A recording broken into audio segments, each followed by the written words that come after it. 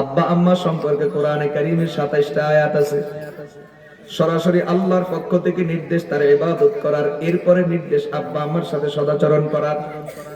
বুখারী শরীফের বর্ণনা, হযরত আব্দুল্লাহ ইবনে মাসউদ রাদিয়াল্লাহু তাআলা আনহু বলেন, আমি নবীজিকে জিজ্ঞাসা করেছি, আইয়ুল আমালি আহাব্বু ইলাল্লাহ, আল্লাহর কাছে সবচেয়ে প্রিয় আমল কি? নবীজি জবাব দিলেন, আস-সালাতু লিওয়াক্তিহা, সময় মতো নামাজ পড়া।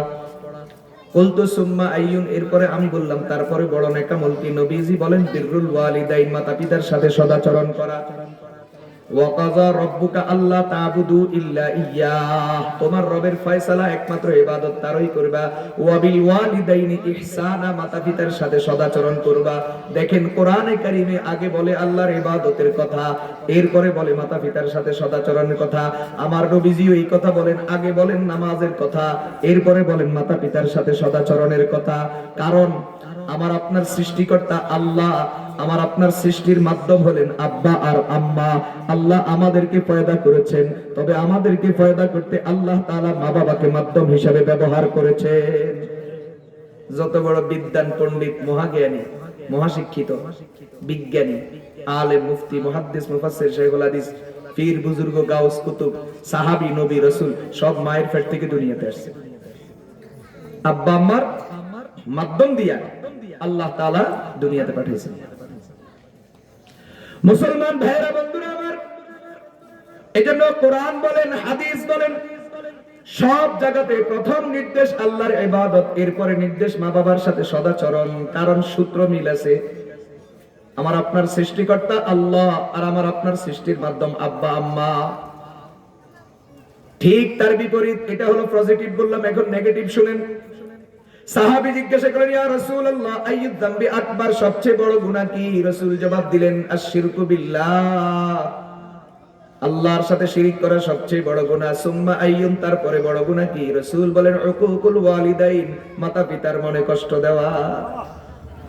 নেগেটিভ বলেন, পজিটিভ বলেন, ইতিবাচক বলেন, নেতিবাচক বলেন, উল্টা বলেন, বাড়িয়া বলেন, যেমনেই বলেন, ঘটনা এক। আল্লাহর ইবাদত সবচেয়ে বড় নেকি, এরপরে মা বাবার সাথে সদাচরণ সবচেয়ে বড় নেকি, আল্লাহর সাথে শিরিক করা সবচেয়ে বড় গুনাহ, মা বাবার মনে কষ্ট দেওয়া সবচেয়ে বড় গুনাহ। এদিক থেকে যেমন সিরিয়াল, ওই দিক থেকে সিরিয়াল তেমন। ইতিবাচক দিক, ইতিবাচক দিক, পজিটিভ দিক, আল্লাহর ইবাদত আগে, নামাজ আগে, এরপরে মাতা পিতার সাথে সদাচরণ। নেগেটিভ দিক দেখেন, নেতিবাচক দিক দেখেন, শিরিক করা বড় গুনাহ, তারপরে বড় গুনাহ মা বাবার মনে কষ্ট দেওয়া। কোরআনে কারীমে একটা দুইটা নয় 27টা আয়াতে আল্লাহ তাআলা আব্বা আম্মার আলোচনা করেছেন। মুসলমান ভাইয়েরা, বন্ধুরা আমার, এজন্য আব্বা আম্মার হক আদায় করা ছাড়া, আব্বা আম্মার দোয়া নেওয়া ছাড়া, আব্বা আম্মার সাথে সদাচরণ করা ছাড়া জান্নাতে যাওয়া যাবে না। জান্নাতে যাওয়া তো দূরের কথা, এমনকি হাদিসের মধ্যে আশঙ্কা আছে মৃত্যুকালে ঈমান নসিব হবে না। আমার নবীজি বলছেন, কিয়ামত যত কাছে আসবে,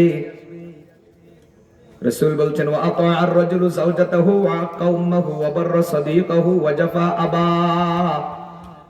আমার রাসূল বলছেন, কিয়ামত যত কাছে আসবে, মানুষ তার বউর আনুগত্য করবে, মায়ের সাথে অবিচার করবে, বন্ধু বান্ধব বাড়াবে, বাবার প্রতি জুলুম করবে। বউর বিপরীতে মা, বন্ধুর বিপরীতে বাবা। ভালো করে শুনেন, এটা কিয়ামতের আলামত।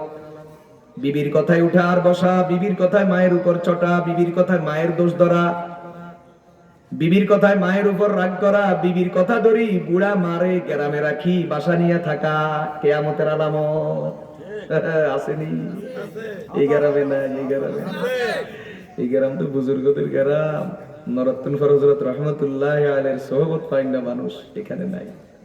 আমাদের গ্রামে আছে, ওর কথা ধরি ওলায় বাসা বাড়ালে কোনায় থাকে, শহরে থাকে, অথবা গ্রামের আশপাশে যেই বাজার, ওই বাজারে যাই উঠে। আর বুড়া বুড়ি গ্রামে অন্ধকারে মরে। হায় হায় হায় হায়। আমার রাসূল বলেন, এটা কিয়ামতের আলামত। কিয়ামত যত কাছে আসবে, অবাধ্য সন্তানের সংখ্যা তত বাড়তে থাকবে। সন্তান মা বাবার অবাধ্য হওয়া, এটা কিয়ামতের আলামত। কারণ আল্লাহর অবাধ্য তো আগদরি হইয়া আছে।